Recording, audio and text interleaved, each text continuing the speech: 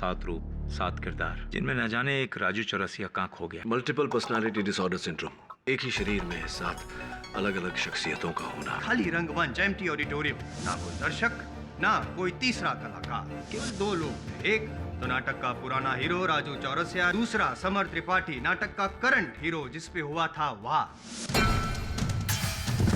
आप ही ने खून किया है ना, एडमिट करो।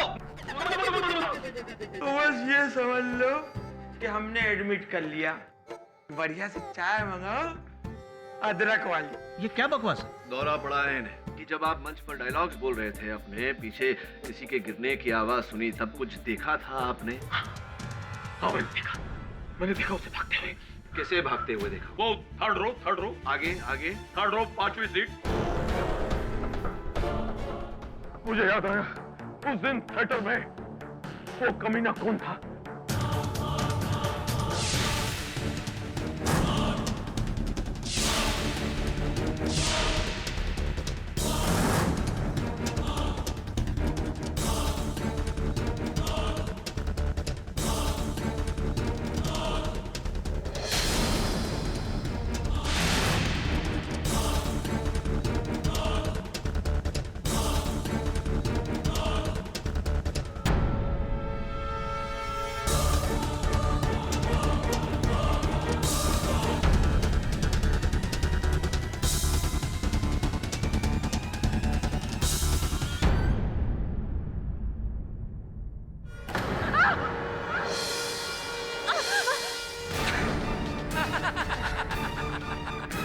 गॉड जग्गी, तुम इतनी रात को यहाँ क्या कर रहे हो?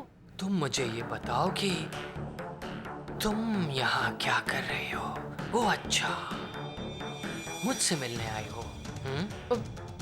वो कुछ ढूंढने आई हो यहाँ पे। क्या?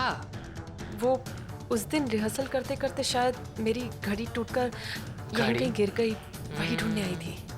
ठीक है, कोई बात नहीं। गुम गई तो गुम गई। मैं तुम्हारे लिए एक महंगी डिजाइनर वॉच ला कर दूंगा।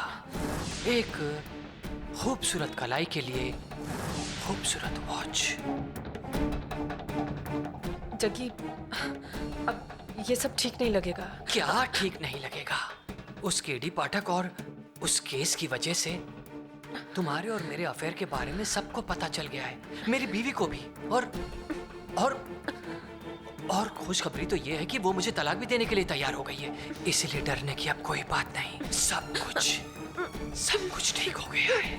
Jaggi please please. क्या हो गया? मैं तुमसे शादी नहीं कर सकती। क्या कहा तुमने? तुम मुझसे शादी नहीं कर सकती? मुझे इतनी दूर तक लाकर मुझे इस तरह नहीं छोड़ सकती। तुम मुझे धोखा नहीं दे सकते।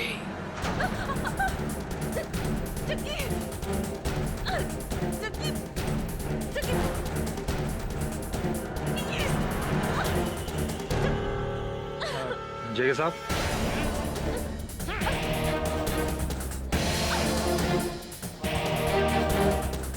ये नया सेट बनाने की लकड़ियां कहाँ रखनी है? यहाँ रख दो, मेरे सर पर। अरे हीरो के मरने के चक्कर में पूरा प्लेट चौपट हो गया और तुम्हें इन लकड़ी की पड़ी है।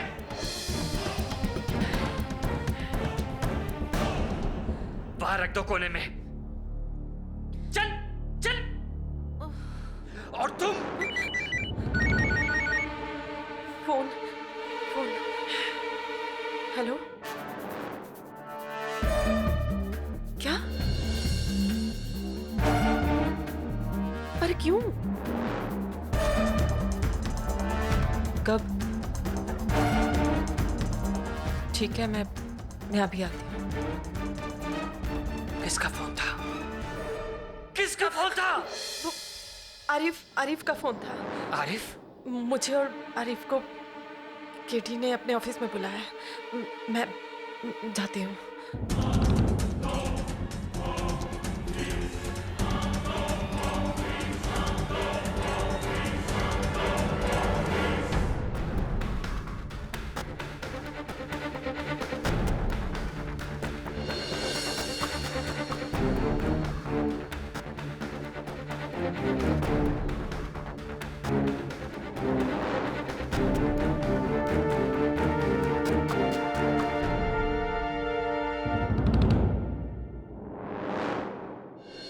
ये पिक्चर्स आपके पास कैसे आई? ये बात छोड़िए, ये बताइए कि पहली बार देख रहे हैं आप ये तस्वीरें?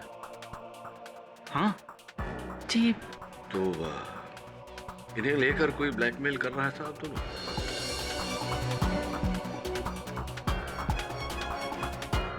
नहीं सर, वो ब्लैकमेलिंग जैसा तो कुछ भी नहीं है, बट आपसे एक छोटी सी रिक्वेस्ट है सर, प्लीज़ आप इस बात को दबाए रखिएगा।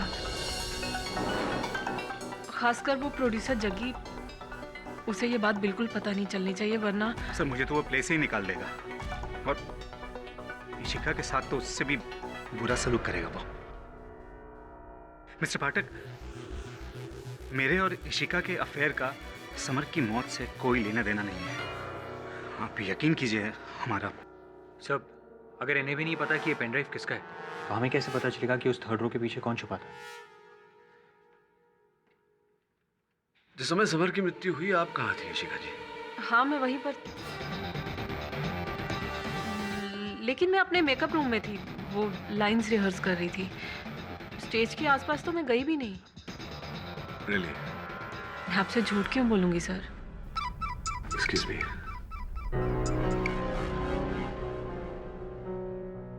हाँ, ठीक है, पहुंचता हूँ। पता नहीं क्या भूत चढ़ा था राजू पर, जोर जोर से चिल्ला रहा था और आपको बुला रहा था, बोल रहा था उसे पता है कौन छुपा है थिएटर में, थर्ड रो की 5वीं सीट, ऐसा कुछ बोल रहा था। ये राजू बोल रहा था या कोई और? ओ हाँ, अमिताभ बच्चन। Amitabh Bachchan, thank you. अरे नजर के सामने जिगर के पार को रहता है। बैठो भैया, बैठो। अवकाल ठीक? हाँ सब ठीक ठाक राजू, सुना कि तुम बुला रहे थे। अरे बहुत परेशानी। सुनो सुनो सुनो, हाँ। तीसरी रो के 5वीं सीट के पीछे कौन था आप बताने वाले थे? अरे पुत्तनवा रहा होगा। तनवा कौन? अरे पुत्तनवा हमारे गांव का पगलाइट है, हमारे साथ सिनेमा देखता है। प्रियंका क्या कह रहा है?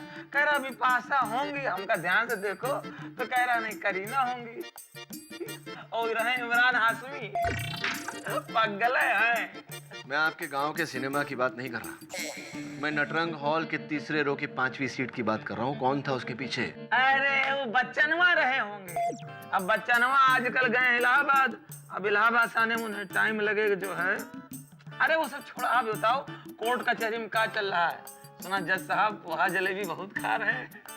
आपको पर्सनली कह रहा हूँ, कौनो परेशानी हो हमें बताओ, हम अपने गांव से लठायत को बुलाएंगे, खोपड़ी तोड़वा देंगे। अजोदर भैया, बच्चन साहब आए तो उनसे कहना कि जाने से पहले कागज पर, पर्ची पर नाम लिख कर जाए कि तीसरी रो की 5वीं सीट के पीछे कौन था, लिख कर जाए। अरे अरे यहाँ अबे लिखा गया है, को लिखे हैं। कौन कौन? लिखावट भाई है। अरे किसने लिखा, कहाँ लिखा? हमको नहीं पता, हमको कुछ नहीं पता। सुना तुमने, सुना तुमने मैंने क्या कहा?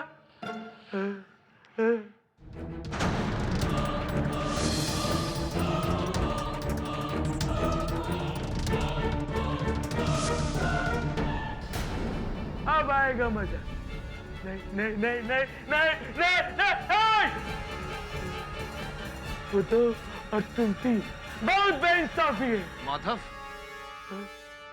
हमको नहीं पता माधव, हमको कुछ नहीं पता। योर ऑनर, ये माधव गोसालिया हैं जो उस दिन नटरंग थिएटर के तीसरे रो की 5वीं सीट के पीछे छिपे हुए थे।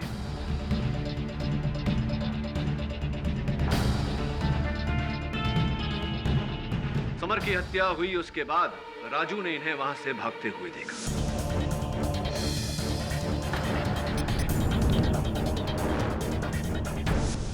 नहीं, मैं वहां पे था ही नहीं, तो कैसे देखेगा राजू? वाह पाठक साहब, इतना कॉन्फिडेंटली आप बोल रहे हैं, जरूर कोई सबूत तो होगा आपके पास। है नहीं है? ये भी राजू का वही मनगढ़ंत बयान है, हैं? राजू, देखा था तुमने इन्हें वहां पे? मुझे याद नहीं है, मतलब याद नहीं आ रहा है। हाँ हाँ, वो बात अलग है कि अगर मेरे अंदर के किसी और आदमी ने देखा होगा तो उसने देखा होगा, देखा होगा। बस बंद करो राजू, काफी घुमा चुके हो तुम केस को और काफी समय भी बर्बाद कर चुके हो तुम केस का। पता है तो बोलो ना चुप रहो। नाटक साहब, आपसे भी मैं रिक्वेस्ट करता हूँ, if you have any evidence please अदालत में पेश कीजिए। मैं अदालत में सबूत पेश करूं उससे पहले जायसवाल साहब आपसे कुछ पूछना चाहता हूं। Go on. क्या आपके घर में लोग ऊंचा सुन? नहीं, लेकिन जो टेढ़ा सुनते हैं उसके लिए मैं ये पेन ड्राइव आप ही का है मिस्टर गोसालिया? एक मिनट, नहीं, ये मेरी नहीं है सर। ये पेन ड्राइव हमें तीसरी रो के 5वीं सीट के पीछे मिला। हो सकता है भागते वक्त आपकी जेब से वहां से गिर गया हो। एक बार फिर से पूछता हूँ, क्या ये पेन ड्राइव आप ही का है?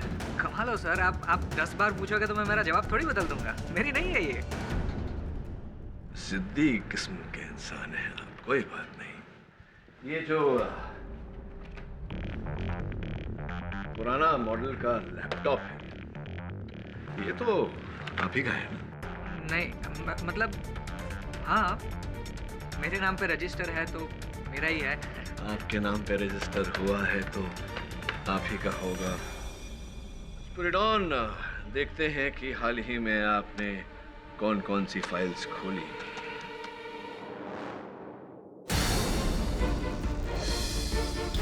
जे ड्राइव यानी कि यूएसबी ड्राइव पर आपने कुछ ये तस्वीरें देखी, वही सुखदायक मुद्रा में आरिफ जी की और इशिका जी की।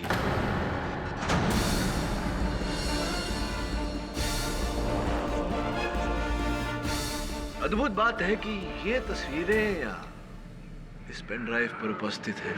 सर, मैं एक्सेप्ट करता हूँ कि मैं वहाँ पे था, पर सर मैं क्यों, मतलब मैंने नहीं मारा समर को सर, बिलीव मी। बाबा वहां से भाग क्यों गए? भागते तो मुजरिम है। सर मैं आपको सब डिटेल में बताता हूँ। हमारे प्ले की हीरोइन इशिका और डायरेक्टर आरिफ शेख, उन दोनों के बीच में पिछले कई दिनों से कुछ चक्कर चल रहा था और मैंने उन दोनों की चोरी से कुछ तस्वीरें खींची थी। मुझे लगा मैं पैसों के लिए उनको ब्लैकमेल करूँगा।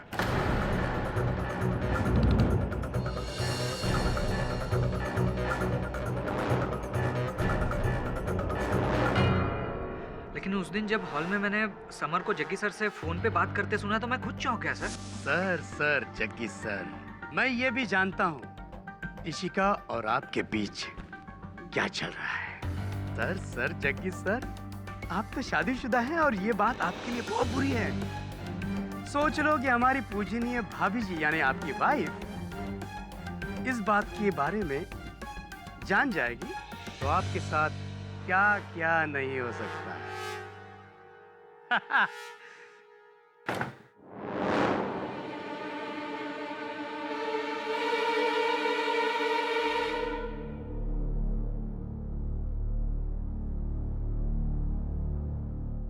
बस सर, मैं यही बात सुनता हुआ पकड़ा ना जाऊं इसलिए मैं वहीं पे छुप गया।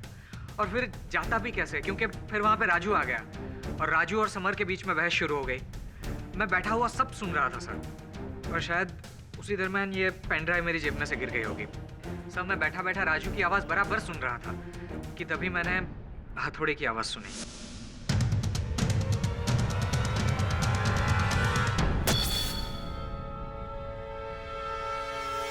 और सर ये सब देखकर मैं इतना घबरा गया था कि मुझे कुछ सूझा नहीं। मैं सीधा वहां से भागा, लेकिन राजू ने मुझे देख लिया। नहीं, मैंने नहीं देखा। हाँ, अमिताभ ने देखा होगा।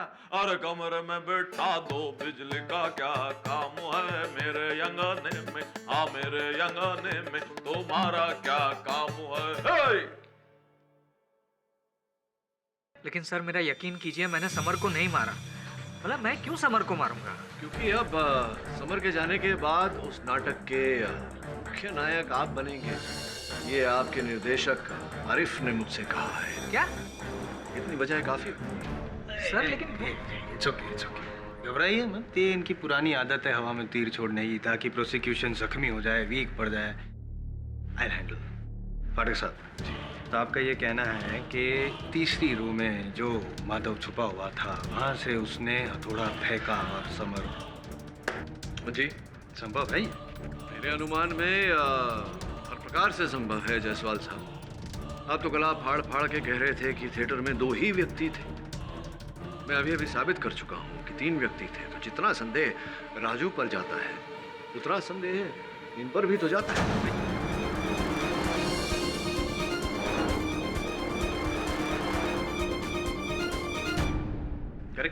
करेक्ट। एक लूपहोल है।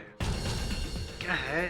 तीसरी रो, समर वहाँ स्टेज पे सेंटर में, थोड़ा डिस्टेंस ज्यादा नहीं है? मतलब क्या योग्य है इसके लिए इतनी दूरी से ये फेंकना? राजू और नजदीक खड़ा था ना।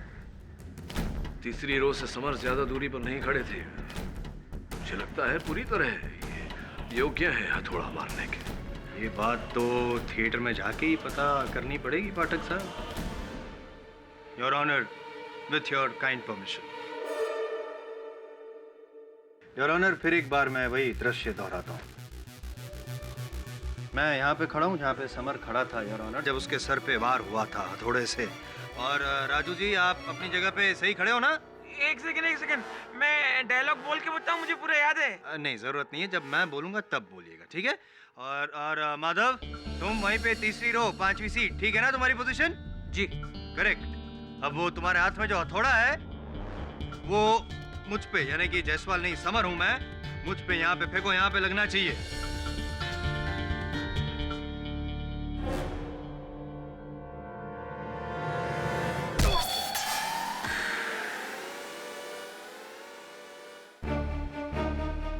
इसका मतलब ये हुआ कि मैंने न तो राजू ने, दोनों में से किसी ने हथौड़ा नहीं मारा।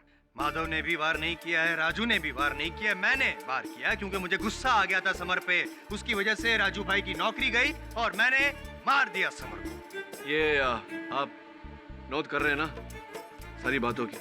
प्रयोग हो सकता है इसका अदालत में। अरे नहीं, कुछ सुनना मत। केडी, तुम ये कैसे कह सकते हो कि राजू ने वार नहीं किया? योर ऑनर, मैं स्पष्ट किए देता हूँ। राजू जरा पीछे हटना। माधव, मेरी आवाज आ रही है क्लियर तुमको? जी। अब मेरी आवाज आ रही है? नहीं, अब आपकी आवाज थोड़ी धीमे आ रही है।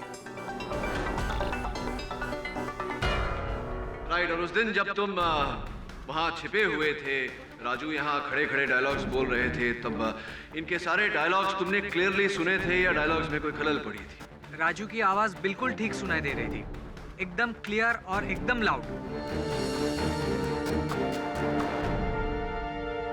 कॉमन सेंस है पाठक साहब। माइक अगर सामने होगा और इंसान बोलेगा तो आवाज आएगी, इसमें नई बात क्या है? Exactly mister Jaiswal. ठीक उसी तरह जैसे मैं वहां मुंह करके बात करता हूं तो डायलॉग साफ साफ सुनाई देते हैं, लेकिन मैं इस तरफ मुड़ा तो मेरी ध्वनि धीमी हो जाती है।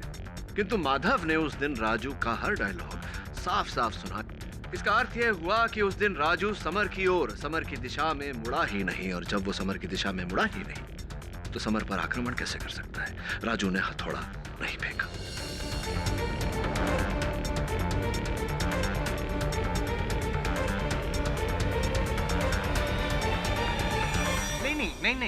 नहीं, ये लॉजिक नहीं है।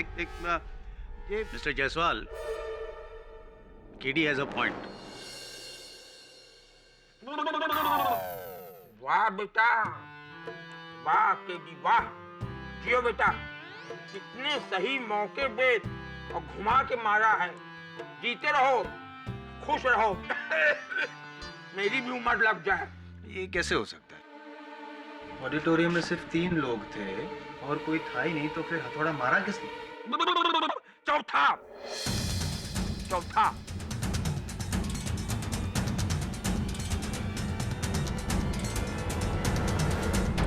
ऐसे घूर के क्या देख रहे हो कमबख्तो? क्या मेरा चौथा होने वाला है? मैं तो उस चौथे की बात कर रहा हूँ जिससे मैं टकराया था, वो भी पीछे। किससे टकराए थे? ये थी चौथी, ये थी।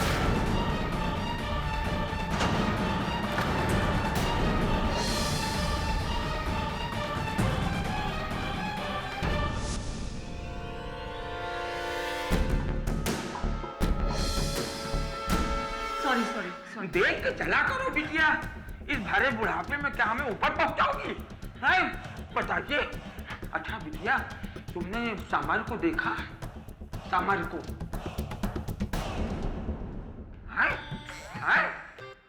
बताइए, बताइए। आजकल की नस्ल बुजुर्गों की इज्जत करना जानती ही नहीं।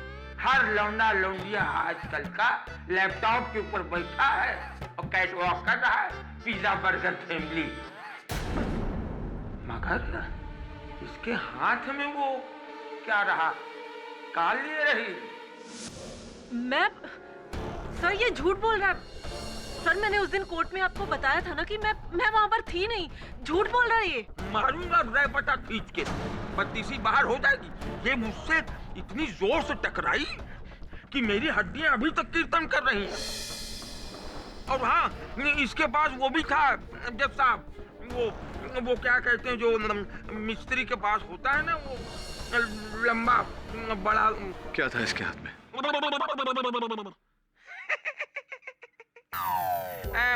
आए हैं तो कुछ चाय पियेंगे? आइए योर ऑनर।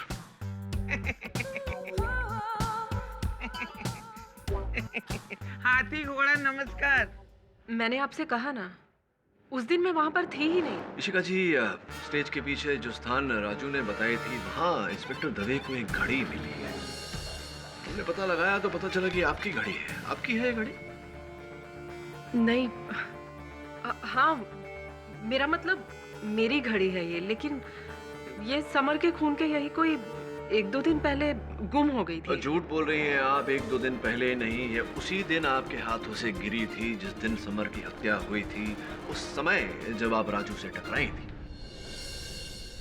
उस समय कि जिस समय की आप बात कर रहे हैं पाठक साहब, जाहिर है इस बात की गारंटी तो होगी आपके पास। गारंटी स्वयं ये घड़ी है जो उसी दिन पर, यानी कि 10 अगस्त 2012 उसी समय पर दोपहर के 2:40 पर गिरते ही बंद हो गई थी। अभी तक वहीं की वहीं रुकी हुई है।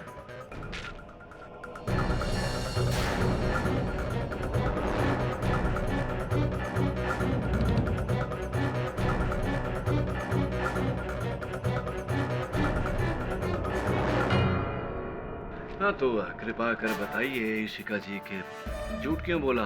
मैं जब आप वहां थी तो आप क्यों कह रही हैं कि आप वहां नहीं थी?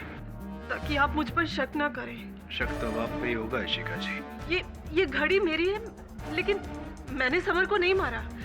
मैं तो उसके साथ सीन रिहर्स करने जा रही थी जब मैंने पर्दे के पीछे से समर को जग्गी सर से बात करते हुए सुना। तंग तंग तो आपकी पत्नी होंगी सर जग्गी सर। जब इशिका और आपके फोटोग्राफ्स एक्शन और रिएक्शन से भरपूर फोटोग्राफ्स देखेंगी तब।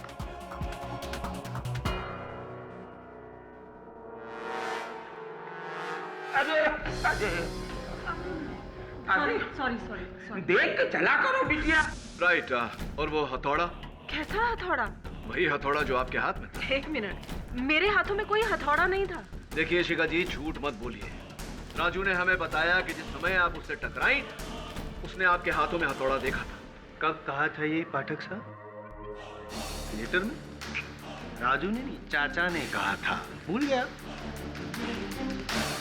लेकिन चाचा ने कहा भी नहीं था, वो तो कहते कहते रह गए थे। क्यों नॉनसेंस। हिलना बंद कीजिए चाचा। तुम्हें औरत और मर्द में फर्क नजर नहीं आता? I am your sister.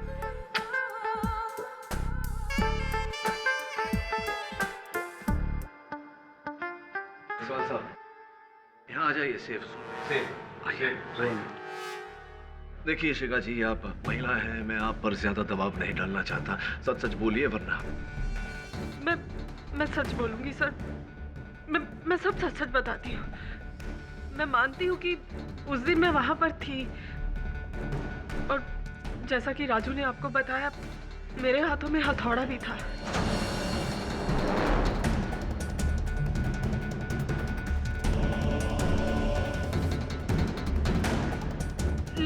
लेकिन ये वो हथौड़ा नहीं था जिससे जिससे समर का खून हुआ था।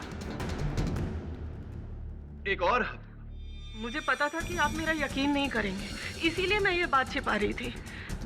लेकिन दरअसल सर बात ये है कि उस दिन मेरी सैंडल से कील निकल गई थी, जिसे ठीक करने के लिए मैंने महिपाल के टूल बॉक्स से एक हथौड़ा लिया था।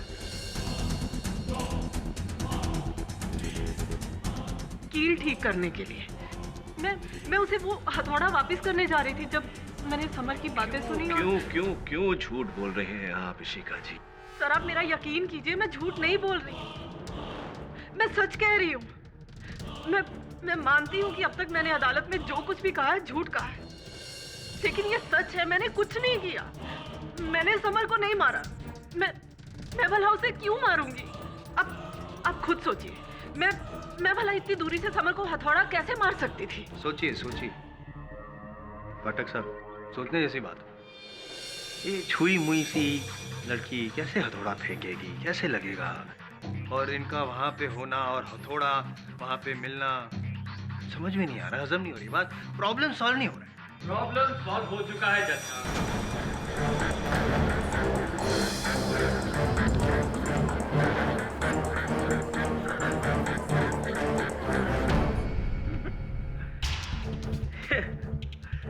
वकील साहब, काश ये सच होता कि मैं वहां पे होता, फिर मैं वहां पे था ही नहीं। वहां पे तो था नीरज कुमार। अब नीरज कुमार को पता होगा कि ये सच कह रहा है कि झूठ कह रहा है।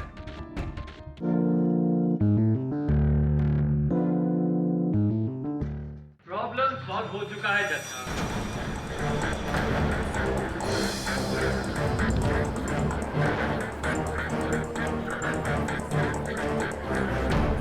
ऑर्डर। आपको जो कुछ भी कहना है यहाँ आकर कहिए। योर ऑनर, कोई है जिसने मुझे ये बताया है कि जब राजू समर से मिलने गया तब उसके हाथ में हथौड़ा था। कहाँ थे आप अब तक जग्गी जी? बोलिए, कौन था? किसने देखा उसको? वही जिसने हॉल से वापस लौटते समय मुझे ये बात बताई, कारपेंटर महिपाल। महिपाल, तुमने जो भी देखा साफ साफ यहाँ पे अदालत में बता दो। किसी से डरने की कोई जरूरत नहीं, तुम महफूज हो यहाँ पे। बोलो। साहब, हम तो बस काम करने वाले मजदूर हैं। उस दिन हम सेट की ठोका पीटी कर रहे थे तो राजू भाई हमारे पास आए। अरे भैया, काहे इतना मेहनत करते हो भैया?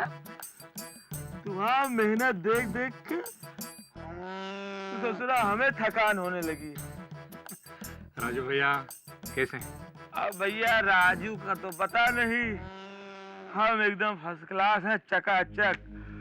जहाँ जाते भौकाल मचा देते। ला ये हथौड़ा हमको दो, बस एक दो की खोपड़िया खोलना है। बहुत मेहनत और हिम्मत का काम है। तुम करोगे हमारी? तुम काहे करोगे, हमें करना पड़ेगा। और ये हथौड़ा लेना हमसे जरा बाद में।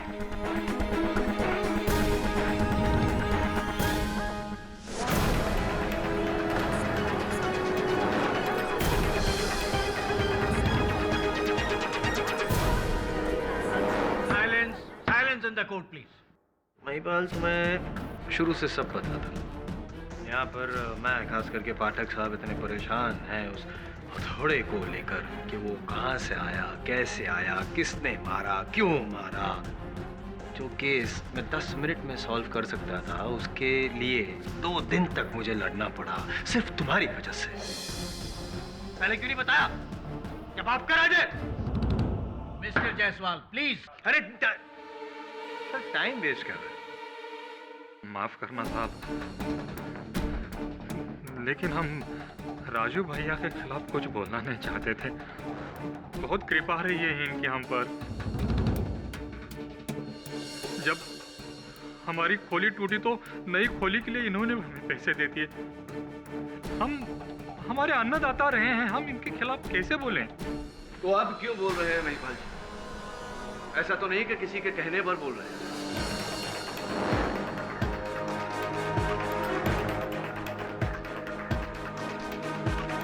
नहीं साहब, हम अभी इसलिए बोल रहे हैं क्योंकि कब तक हम अपने आत्मा को दबाए रखें।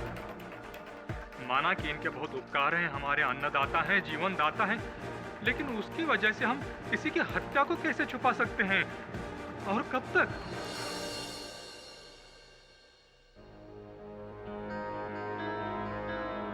राजू, राजू जी, मैं जानता हूं कि मेरे प्रश्न का तुम्हारे पास कोई उत्तर नहीं होगा। पूछता हूं फिर, क्या ये महिपाल सच कह रहा है?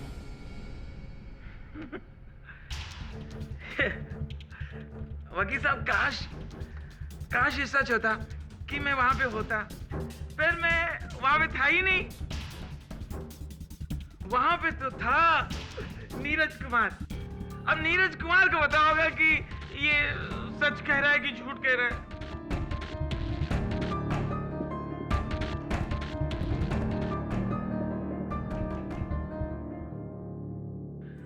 साहब, एक पुरानी चप्पल है। पुरानी चप्पल तराबे पे? नीचे लेकर आ जा। जी साहब। क्या हुआ? सर, एक कील है, वो भी आधी ठुकी हुई। आधी ठुकी हुई? सी, लगता है अब जाके हथौड़ा सही कील पर लगा।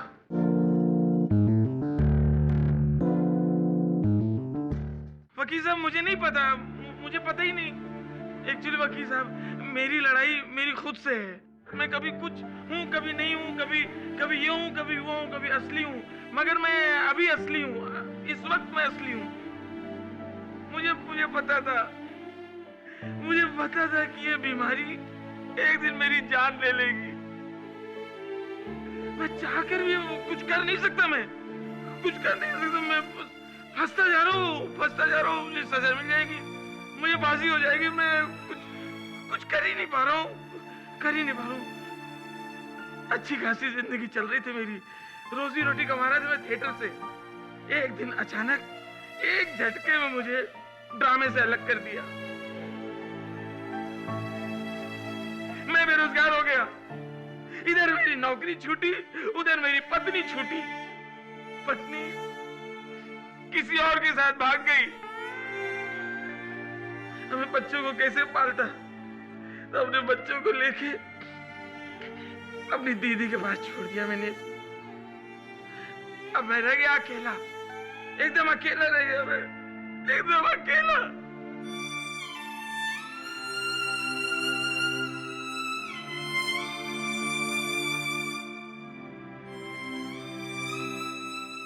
नहीं, अकेला नहीं हूं मैं, अकेला नहीं हूं। जैसा अकेला नहीं हूं, मेरे साथ है 7 लोग हैं मेरे साथ, जो मेरे अंदर हैं। वो कभी कभी निकलते रहते, मैं इन्हीं से टाइम पास करता हूँ। मैं, लोग मुझे कहते हैं सप्तरंगी कलाकार, 7 अदाएं, 7 अंदाज, इंद्रधनुष। मेरी दादी माँ मुझे कहानी सुनाती थी, मुझे कहानी।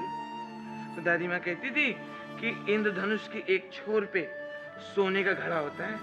दादी माँ मेरी बोलती थी, लेकिन इस इंद्रधनुष के छोर पे गोबर से भरा घड़ा है, वो भी मेरी किस्मत की तरफ फूटा हुआ।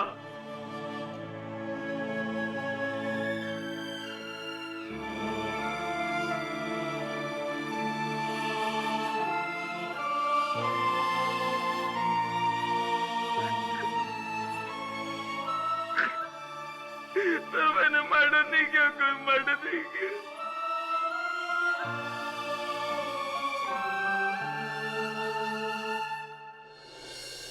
राजू, महिपाल के बयान के बाद अब ये केस थोड़ा सा डामाडोल हो गया है। अब तो साहब मुझे भी लगने लगा है कि समर का मर्डर मैंने किया होगा। मैंने मारा होगा। मैं क्यों नहीं मार सकता? मैंने मारा होगा साहब। एक तो मेरी बीमारी, ऊपर से मेरा फ्रस्ट्रेशन और बीमारी दोनों साथ साथ चल रही है मेरे ऊपर। मैंने मारा होगा। और साहब मैंने तो ये तक फैसला कर लिया, अगली बार जब जाएंगे ना कोर्ट में, जब पेशी होगी, मैं जज साहब के सामने कबूल कर लूंगा, मैंने मारा है समर को, मैंने मारा है। राजू, ये नौबत ही नहीं आएगी। अगली पेशी में मैं ये साबित कर दूंगा कि तुम निर्दोष हो। पता नहीं साहब, ये लोग बहुत, ये दुनिया बहुत जालिम है साहब, ये लोग, मुझे सजा होगी। कुछ नहीं होगा तुम्हें, विश्वास रखो मुझ पर, कुछ नहीं होगा तुम्हें।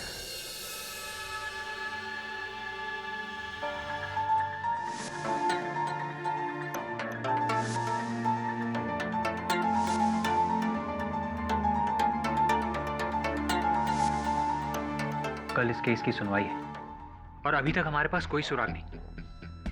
अगर हम मानसिक अवस्था क्लेम करेंगे तो शायद राजू को कम सजा होगी। क्या बोला तू? अगर मैं मानसिक स्थिति की गुहार लगाऊं तो राजू की सजा कम हो जाएगी। जी। इतने महीनों मेरे साथ काम करके बस इतना ही सीखा मेरे बारे में। क्यों ना मैं कुछ ऐसा करूं कि राजू को सजा ही ना हो। चल। कहां से? कहते हैं अगर कहानी समझ में ना आए तो उसे एक बार फिर शुरुआत से पढ़नी चाहिए। अब ये कहानी शुरू हुई थी समर की मृत्यु से। माथे पर हथौड़ा लगा था। राजू ने हथौड़ा नहीं मारा तो हथौड़ा आया कहां से? ना दाएं से वार, ना बाएं से, ना आगे से, ना पीछे से। राइट। और ना नीचे से, तो फिर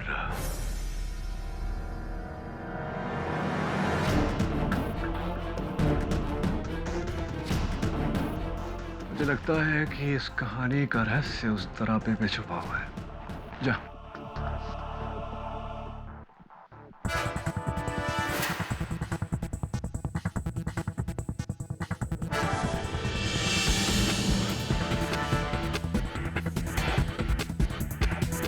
कुछ मिला? सब। एक पुरानी चप्पल है। पुरानी चप्पल? तरापे पे? नीचे लेकर आ जा। जी सर। क्या हुआ? सर एक कील है, वो भी आधी ठुकी हुई। आधी ठुकी हुई? सी, लगता है अब जाके हथौड़ा सही कील पर लगा। महिपाल ने कहा था कि राजू ने ही उनसे हथौड़ा मांगा था किसी के सर पे वार करने के लिए। किसके सर पर राजू जी? समर। सही कह रहा हूं मैं? हैं? आखिरकार कानून के हाथ आपकी गर्दन तक पहुंच ही गए। ये हाथ नहीं, फांसी का फंदा है। सुना तुमने, सुना तुमने, सुना तुमने, ये हाथ नहीं, फांसी का फंदा है।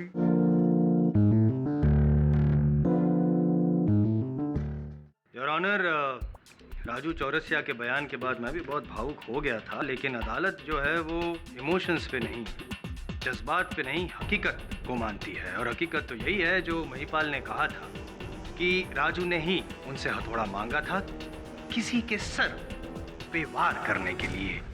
किसके सर पर राजू जी? समर। सही कह रहा हूं मैं? हैं? आखिरकार कानून के हाथ आपकी गर्दन तक पहुंच ही गए। शाबाश। ये हाथ नहीं, फांसी का फंदा है। सुना तुमने, सुना तुमने, सुना तुमने, ये हाथ नहीं, फांसी का फंदा है। योर ऑनर, एक निवेदन करना चाहता हूं अदालत से। इससे पहले कि आप इस केस का निर्णय सुनाएं, मैं एक बार महिपाल जी से स्पष्ट कर लेना चाहूंगा कि उन्होंने वह हथौड़ा राजू को दिया था या नहीं। हाँ साहब, दिया था।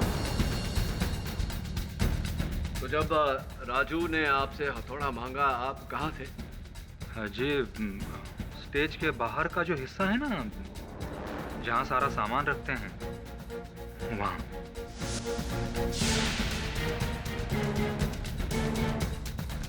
सामान कक्ष में? जी। सामान कक्ष से निकलकर राजू सीधा मंच पर गए समर से मिलने। जी। ना 2.5-3 मिनट लगा होगा उन्हें मंच पर पहुंचने को। जी। तो ये बताइए महिपाल जी कि 2.5-3 मिनट के अंदर आप सामान कक्ष के जमीन से लेकर थिएटर में लगे तरापे 40 फुट की ऊंचाई पर 2.5-3 मिनट में कैसे पहुंच गए आप?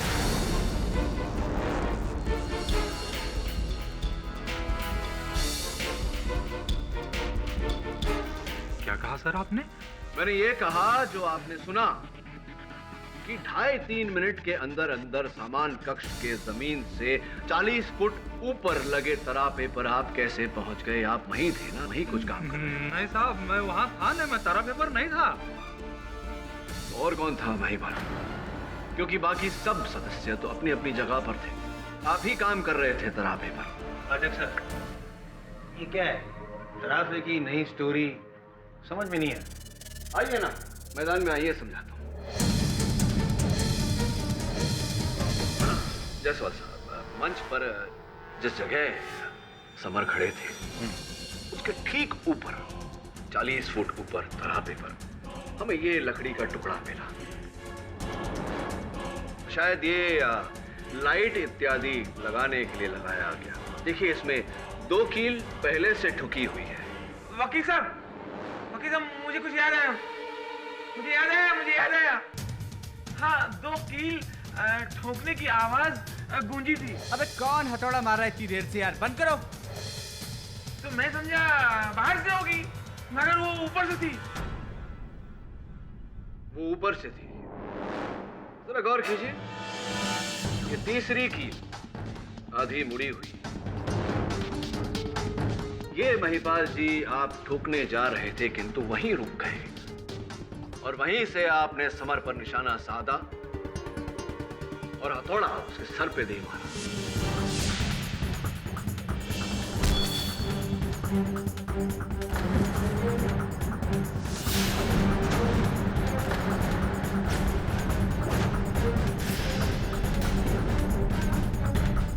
नहीं साहब, ऐसा कुछ नहीं। और जब हथौड़ा लग के जमीन पे गिरा तो राजू ने उस हथौड़े को उठाया, जिसके कारण आपकी उंगलियों के निशान उस पर सिमट गए। नहीं साहब, ऐसा कुछ हुआ ही नहीं है। अब तो वहां था। झूठ मत बोलो महिपाल, आप थे वहां तरापे पर और उसका सबूत है ये चप्पल। आप ही कहें।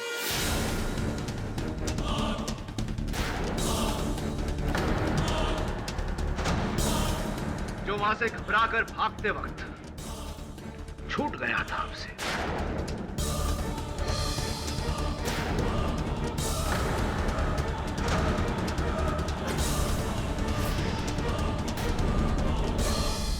अब बताइए, किसके कहने पर आपने समर को मारा? जग्गी के, आरिफ के या किसी और के? किसी के कहने पे नहीं साहब।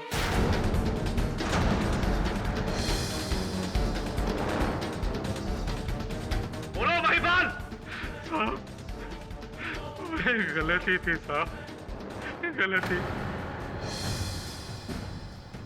हम तो चुपचाप ऊपर तरापे पर अपना काम कर रहे थे कि अचानक हमारे हाथ से हथौड़ा छूटा और नीचे जाकर बराबर समर साहब के सर पे गिरा।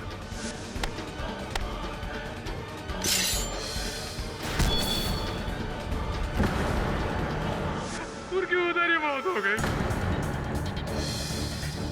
साहब, हम बहुत डर गए साहब। इसके ऊपर ही दुबके रहे और ऊपर से नीचे देखते रह गए कैसे सभी लोगों ने राजू भैया को दोषी ठहराया।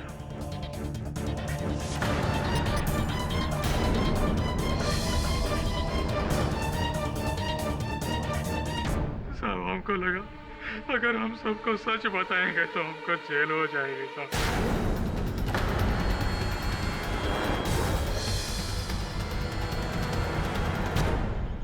महिपाल, अगर इस केस के अंत तक तुम शांत रहते तो शायद बच जाते। क्या कारण था कि तुमने मध्य में आकर राजू पर उंगली उठाई? साहब, आप जिस तरह केस को कुरेद रहे थे तो हमको डर लगा कि आज नहीं तो कल आप हम तक पहुंच ही जाओगे। इसलिए हमने राजू भैया की बीमारी का फायदा उठाकर वो कहानी रची साहब कि वो हथौड़ा हमसे लेकर गए। हमसे गलती हो गई साहब। समर साहब को हमने जानबूझ के नहीं मारा है। वो एक दुर्घटना थी जिस किसी के हाथ से हो सकती है साहब। ठीक कहा तुमने महिपाल, दुर्घटना किसी के भी हाथ से हो सकती है। लेकिन तुमने इसके आरोप में एक निर्दोष को फंसाया है। ये घोर अपराध है और यह अपराध तुमने किया है वहीं पर। Defence, rest your honour. यह अदालत महिपाल शर्मा को समर त्रिपाठी की मौत का जिम्मेदार मानते हुए इन्हें फौरन गिरफ्तार करने का हुक्म देती है और पुलिस को यह आदेश देती है कि वो ये पता करे कि ये मौत एक घात थी या अपघात। साथ ही ये अदालत राजू चौरसिया को इस केस से बाइज्जत बरी करती है। The case is closed. Pathak साहब जी देखिए, आप कुछ कहें उससे पहले मैं आपसे कुछ पूछना चाहता हूँ। हमेशा अंत में कुछ कहना आवश्यक है, नहीं ना? जाने देता नहीं इस बार, अगली बार। See you next time. Raju, Raju.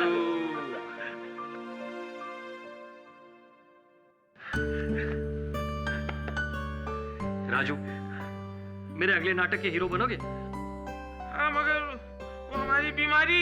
उसकी चिंता तुम मत करो, वो हम सब मिलकर संभाल लेंगे। तुम बस अपने काम पर ध्यान दो। राजू ही है कि कोई?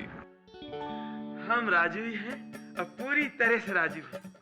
मगर इससे कि पहले कि मेरे अंदर का कोई किरदार वापस बाहर निकल आए, हम एक बात क्लियर कर देते कि हमारी दादी माँ एकदम सही कहा करती थी। इंद्रधनुष के एक छोर पे सोने से भरा घड़ा होता है और वो सोने से भरा घड़ा मुझे मिल गया है और वो घड़ा आप हैं। मेरी दादी भी एक बात कहा करती थी, कहती थी कि हर इंसान के अंदर एक सोने का घड़ा होता है, जो होता है उसकी सच्चाई और सादगी तुम में है। अच्छा सुनो ना, चलो तुम्हारी वो अदरक वाली चाय पिलाता हूँ और तुम्हें सैंडविच खिलाता हूँ। प्लीज नमस्ते कर ले। हाँ।